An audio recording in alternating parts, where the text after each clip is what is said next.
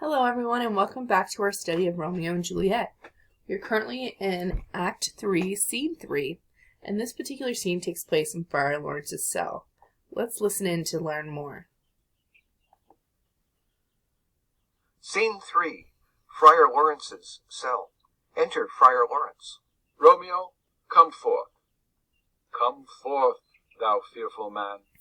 Affliction is enamored of thy parts, and thou art wedded to calamity. Enter Romeo. Father, what news? What is the prince's doom? What sorrow craves acquaintance at my hand that I yet know not? Too familiar is my dear son with such sour company. I bring thee tidings of the prince's doom. What less than doomsday is the prince's doom? A gentler judgment vanished from his lips. Not body's death, but body's banishment. Ha! Banishment? Be merciful, say death. For exile hath more terror in his look, much more than death. Do not say banishment. Hence, from Verona art thou banished. Be patient, for the world is broad and wide. There is no world without Verona's walls, but purgatory, torture, hell itself. Hence banished is banished from the world, and world's exile is death. Then banished is death mistermed. Calling death banishment, thou cutt'st my head off with a golden axe, and smilest upon the stroke that murders me. O deadly sin, O rude unthankfulness! Thy fault our law calls death. But the kind prince, taking thy part, hath brushed aside the law, and turned that black word death to banishment. This is dear mercy, and thou seest it not. 'Tis torture, and not mercy. Heaven is here where Juliet lives, and every cat and dog and little mouse, every unworthy thing, live here in heaven and may look on her. But Romeo may not. More validity, more honourable state, more courtship lives in carrion flies than Romeo. They may seize on the white wonder of dear Juliet's hand, and steal immortal blessing from her lips, who, even in pure and vestal modesty, still blush, as thinking their own kisses sin. But Romeo may not. He is banished.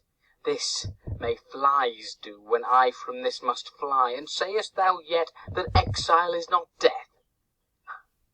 Hadst thou no poison mixed, no sharp ground knife, no sudden mean of death, though ne'er so mean, but banished to kill me? Banished! O friar, the damned use that word in hell. Howlings attended. How hast thou the heart, being a divine, a ghostly confessor, a sin absolver, and my friend professed, to mangle me with that word banishment? Thou fond madman, hear me speak a little. Oh, thou wilt speak again of banishment. I'll give thee armour to keep off that word. Adversity's sweet milk, philosophy, to comfort thee, though thou art banished.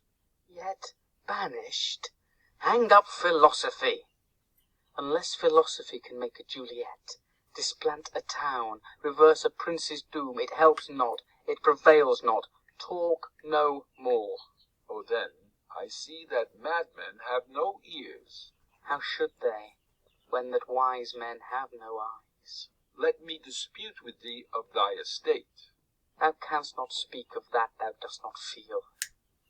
Wert thou as young as I, Juliet thy love, an hour but married, Tybalt murdered, doting like me, and like me banished, then mightst thou speak, then mightst thou tear thy hair, and fall upon the ground, as I do now, taking the measure of an unmade grave.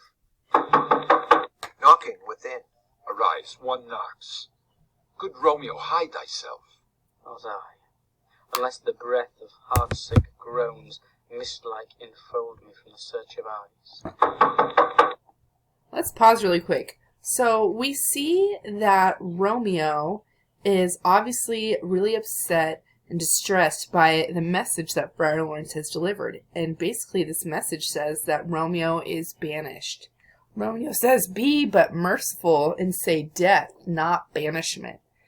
So despite the fact that Romeo should have been put to death for his participation in fighting in the streets, the prince has been, in my opinion, pretty lenient by giving him only banishment and not completely outright saying that he needs to be put to death.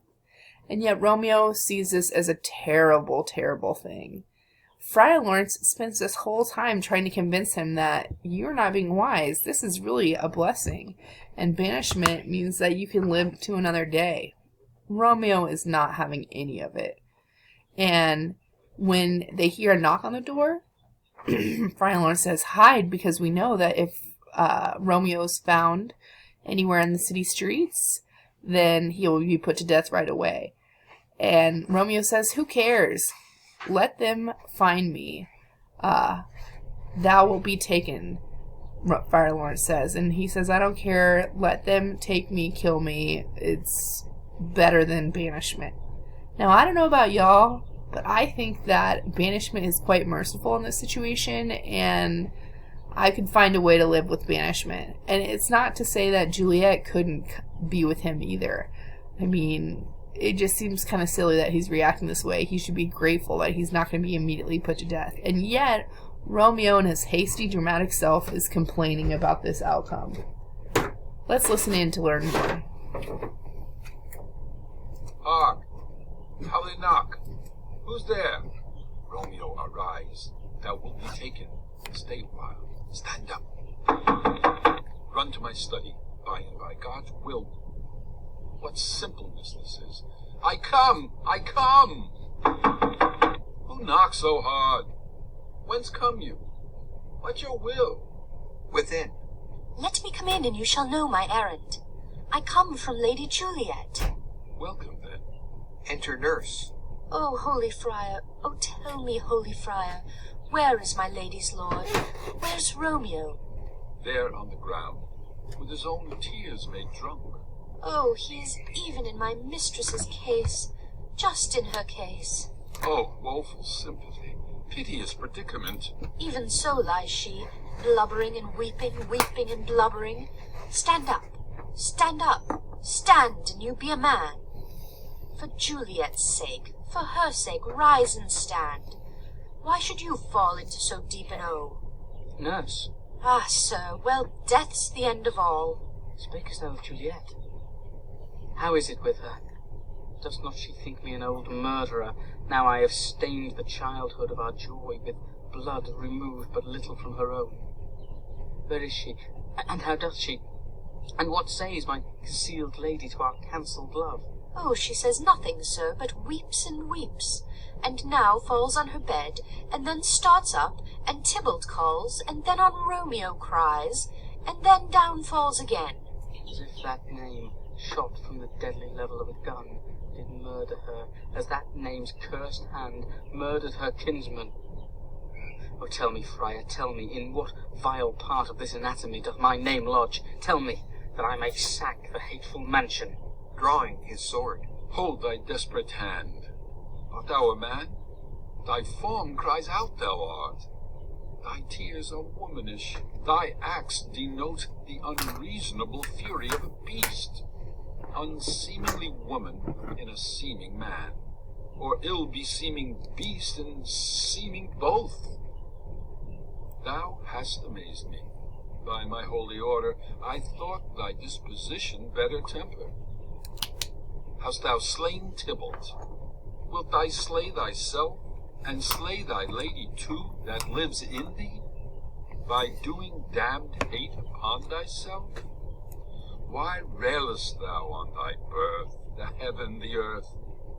Since birth and heaven and earth, all three do meet in thee at once, which thou at once wouldst love. Fie, fie! Thou shamest thy shape, thy love, thy wit, which, like a usurer, aboundest in all, and usest none in that true use indeed which should bedeck thy shape, thy love, thy wit. Thy noble shape is but a form of wax, digressing from the valor of a man.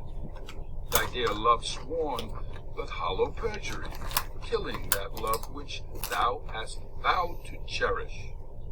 Thy wit, that ornament to shape and love, misshapen in the conduct of them both, like powder in a skilless soldier's flask, is set afire by thine own ignorance, and thou dismembered with thine own defense.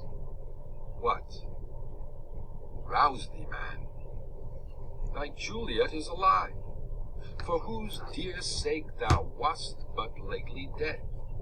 There art thou happy. Tybalt would kill thee, but thou slewest Tybalt. There art thou happy too. The law that threatened death becomes thy friend, and turns it to exile. There art thou happy. A pack of blessings lights upon thy back.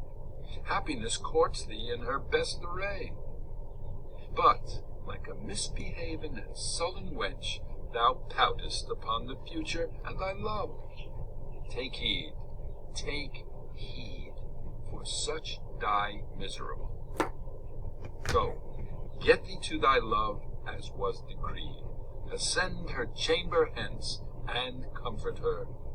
But look, thou stay not till the watch be set, for then thou canst not pass to Mantua, where you shalt live till we can find a time to blaze your marriage, reconcile your friends, beg pardon of the prince, and call thee back with 200,000 times more joy than thou wentst forth in lamentation. Go before, nurse, commend me to thy lady, and bid her hasten all the house to bed, which heavy sorrow makes them apt unto. Romeo is coming. Oh, Lord, I could have stayed here all the night to hear good counsel. Oh, what learning is! My lord, I'll tell my lady you will come. Do so, and bid my sweet prepare to chide. Here, sir, a ring she bid me give you, sir. Hie you, make haste, for it grows very late. Exit. How well my comfort is revived by this.